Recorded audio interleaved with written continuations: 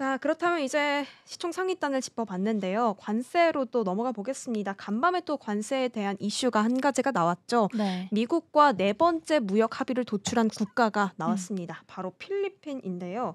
19%의 상호 관세율을 적용하겠다라고 밝혔습니다. 또 필리핀은 미국 제품에 대해서는 무관세로 시장을 개방할 것이다라고 밝혔는데 지난 음. 9일에 이제 트럼프가 서한을 보냈잖아요. 네. 필리핀 대통령에게는 20%를 부과할 거다라는 서한을 보냈는데 그보다는 1% 낮은 1%. 네, 이제 네. 상호 관세가 이루어진 것으로 보입니다. 음. 여기에 더해서 양국은 군사 협력도 공고히 하겠다라고 음. 밝혔습니다. 또 다음 주에 베선트 재무장관이 스웨덴에서 중국과의 협의를 한 번 더 이어간다고 음. 밝혔습니다.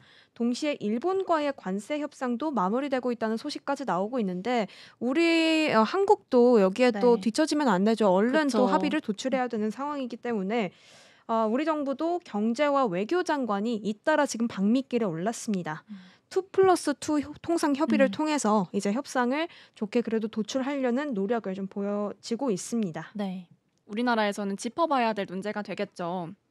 사실 가장 중요하다고 이 회의가 평가받는 이유는 이 관세 협상 마감 시한 직전에 열리는 마지막 회의이기 때문입니다.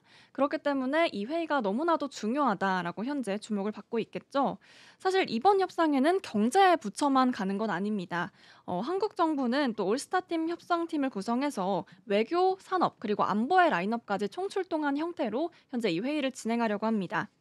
김장관 산업부 장관과 또 조현 외교부 장관도 미국을 방문해서 각각 이 상대 장관들을 만나 또 별도의 회의를 진행할 예정이고요.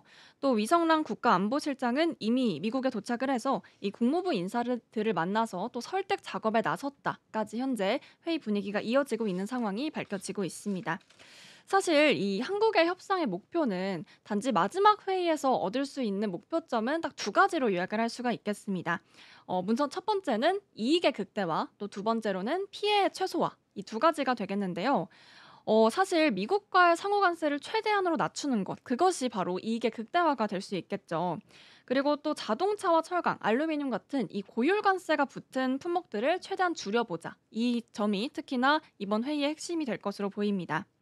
또 사실은 비관세 장벽 부담도 줄이는 건데요. 이 미국은 단순히 또 관세뿐만 아니라 여러 가지 품목들에 대해서 계속해서 관세 장벽에 대한 부담감을 주고 있는 만큼 이런 부분들도 축소시키고 또 최소화하자는 게 이번 회의의 목표점이 되겠습니다. 즉 한마디로 좀 정리를 하자면 안보 분야 협력을 강화하면서도 미국과 한국 양측 모두에게 윈윈 구조를 만들자 이런 법안을 현재 이 회의를 통해서 만들어내자라는 게 현재 전략으로 보이고 있습니다. 사실 이뿐만이 아니라 또 농축산물 개발 요구, 개방 요구에 대해서도 미국은 계속 지속적으로 한국에 압박을 넣고 있는 상황인데요. 예를 들어서 뭐 소고기 관련된 수입 음. 내용을 풀어달라, 이런 제한을 풀어달라, 혹은 쌀 수입 쿼터를 늘려달라 이런 식으로 요구가 오고 가고 있는데 사실 한국의 입장에서는 이런 부분들을 그냥 무조건적으로 받을 것이 아니라 특히나 미국산 LNG 수입 확대, 조선업이나 제조업 같은 공동 프로젝트 같은 내용처럼 산업 협력 카드를 내세우는 게 주요 목적입니다. 즉 미국에서 원하는 내용들을 이렇게 즉각적으로 받아들여서 그것만 수행하는 것이 아니라 윈윈 구조를 형성을 하기 위해서 미국에서 원하는 바지만 또 한국에서 또 얻을 수 있는 그런 점들을 부각을 많이 하려는 내용으로 협상의 분위기를 이끌어가려는 모습이 포착이 되고 있습니다. 네, 사실 이 쌀과 어떤 자동차, 반도체에 대해서 관세를 어떻게 허용을 할 것인지, 어느 정도의 제한을 풀어줄 것인지에 대해서는 일본과 한국이 같이 좀 함께 놓인 그런 문제 네. 부분인 것 음. 같습니다. 일본도 아까 제가 도입부에 말씀드렸지만 다음 주 정도에 이제 그리고 이번 주 내 혹은 다음 주에 이제 협상이 마무리될 것으로 보이는 상황이잖아요. 네. 일본 같은 경우에는 이제 고질적으로 쌀 문제에 음. 대해서 좀 미국과 협상이 이루어지지 않는 모습이 나왔었고 네. 또 한국 같은 경우에도 이제 수출 중심 기업인데 음. 그 수출 중심을 또 차지하고 있는 게 반도체랑 자동차잖아요. 그렇죠. 이런 부분들에 대해서 좀 협상이 그래도 원활하게 잘 이루어져 나와야 할 텐데 음. 일단 그래도 일본 쪽에서 들려오는 소식에 의하면 이런 부분이 좀 상당 부분 해소가 된 것으로 들려지고 있거든요. 네. 뭐 미국산 시장 개방도 하고 있다고 하고 음. 이에 대해서 15% 수준에서 상호 관세가 또 이뤄질 것으로 보고 있는데 한국도 네. 얼른 빨리 좀 원활한 상호 윈윈하는 음. 구조의 그런 협의가 좀 좋게 나왔으면 좋겠습니다.